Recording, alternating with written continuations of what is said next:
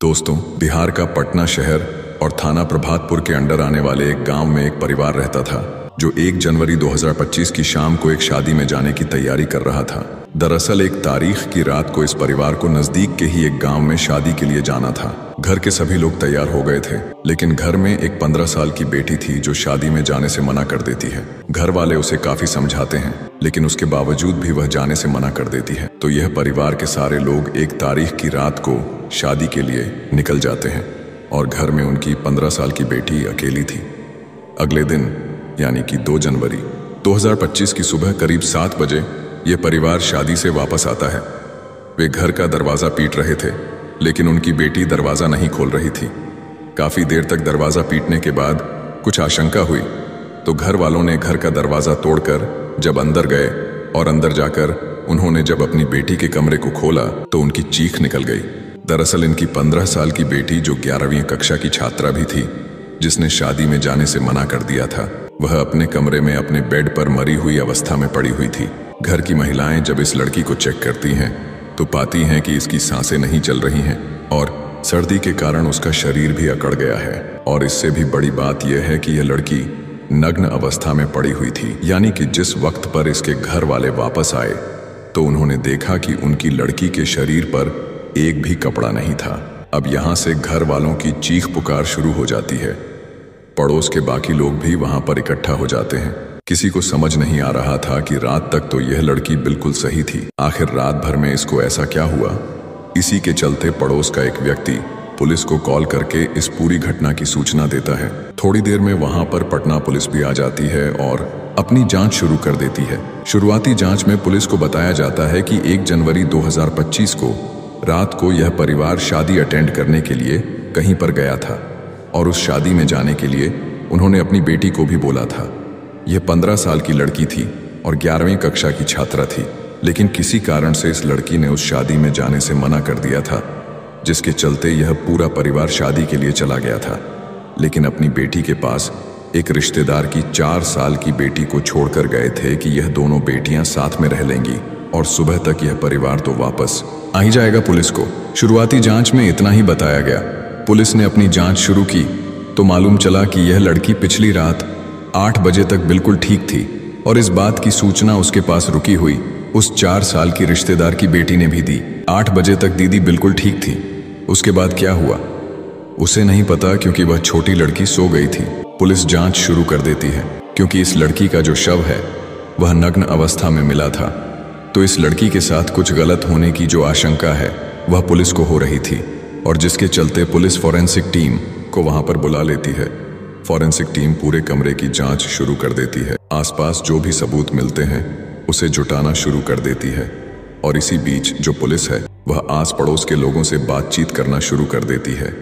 उनसे लड़की के बारे में पूछताछ शुरू की जाती है, उस परिवार के बारे में छानबीन की जाती है। तो ऐसी किसी भी बड़ी दुश्मनी के बारे में पुलिस को मालूम नहीं चलता है, लेकिन फॉरेंसिक टीम शुरुआती जांच में यह बताती है कि इस लड़की के साथ जोर जबरदस्ती करने के तो कोई निशान नहीं है, उसके शरीर पर कोई इंजरी भी नहीं था। तो इससे यह तो साफ जाहिर हो गया था कि इस लड़की के साथ कोई जबरदस्ती तो नहीं हुई। लेकिन फॉरेंसिक टीम को उस कमरे से कुछ सबूत मिले थे जो एक गलत तरफ इशारा कर रहे थे, और वह सबूत कुछ इस प्रकार थे कि वहां पर पावरफुल गोलियों के कुछ पैकेट मिले थे, जिन गोलियों का इस्तेमाल काफी लोग अपनी शारीरिक क्षमता यानी कि अपनी सेक्सुअल पावर को बढ़ाने के लिए करते हैं। उस तरह की गोलियों के कुछ रैपर मिले। साथ ही वहां पर सेक्सुअल जांच के दौरान जो सेफ्टी का इस्तेमाल किया जाता है उसके भी कुछ पैकेट मिले थे। तो यहाँ से जो पुलिस का एंगल है वह पूरी तरह से चेंज हो गया था और पुलिस समझ गई थी कि इस केस में जो आरोपी है वह हो ना हो इस लड़की का कोई पहचान वाला, इसका कोई मित्र, इसका कोई दोस्त है। और इसी के चलते जो पुलिस है वह बॉडी को पोस्टमार्टम के लिए भेज देती है और इस केस की छानबीन शुरू हो जाती है।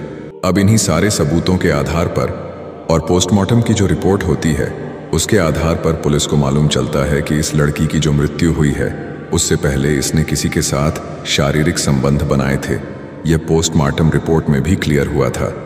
अब पुलिस उस लड़की के मोबाइल नंबर की CDR यानी कि कॉल डाटा रिकॉर्ड निकलवा है और उस डाटा में पुलिस एक नंबर पाती है जिस पर उस लड़की ने आखिरी बार बात की थी, और यह बात तकरीबन 1 जनवरी 2025 की शाम के तकरीबन 8 बजे हुई थी।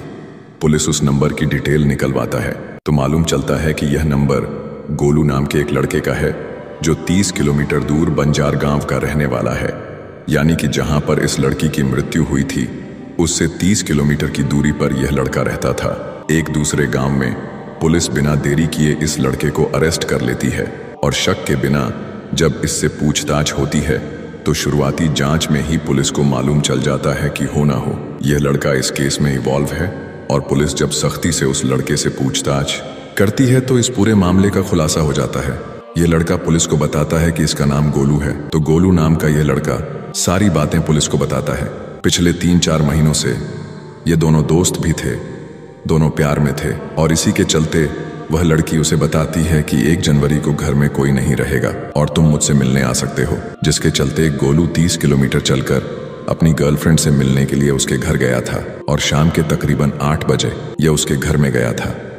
घर में वह 20 साल की लड़की भी थी जिसकी मृत्यु हुई थी और साथ में एक 4 साल की रिश्तेदार की बेटी भी थी कि रिश्तेदार जो पहले ही सो गई थी। अब उसके बाद ये जो लड़का होता है ये अपनी उस गर्लफ्रेंड के साथ शारीरिक संबंध बनाता है, लेकिन यहाँ पर शारीरिक संबंध बनाने से पहले यह कुछ शक्तिवर्धक गोलियों का इस्तेमाल करता है और उन्हीं के कारण उसका ब्लड सर्कुलेशन ज़्यादा होता है, एज भी ज़्यादा नहीं होती है। और क्योंकि लाइक ऑफ एजुकेशन के कारण ये बहुत ब्रूटली अपनी गर्लफ्रेंड के साथ सेक्सुअल रिलेशन बनाता है, जिसके चलते उसको सर्दी भी लग रही थी और कुछ और उसे इंटरनल इंजरी भी आई। और क्योंकि सर्दी का मौसम है और ये जो लड़की है उसके तन पर एक भी कपड़ा नहीं था। उसके बॉयफ्रेंड ने बताया कि 8 बजे से लेकर सुबह 4 बजे तक तो उसने अपनी उस गर्लफ्रेंड को एक भी कपड़ा पहनने नहीं दिया था। ये सुनने में बहुत ही ज़्यादा अजीब लगता है, लेकिन ये सच्चाई है। इसी के कारण उस लड़की को सर्दी के कारण और साथ ही ब्रूटली रिलेशन बनाने के कारण सुबह तकरीबन 4 बजे उस लड़की की मृत्यु हो गई थी कि इस लड़के ने चूल्हा जलाकर उसके शरीर को गर्म रखने की कोशिश भी की थी, लेकिन यह नाकामयाब रहा था। और 4 के आसपास जब इसे लगा कि स्थिति आउट ऑफ कंट्रोल हो चुकी है तो यह वहां से भाग गया था। अब यहाँ पर अगर देखा जाए तो यह लड़की 15 साल की थी, यानी कि नाबालिग थी।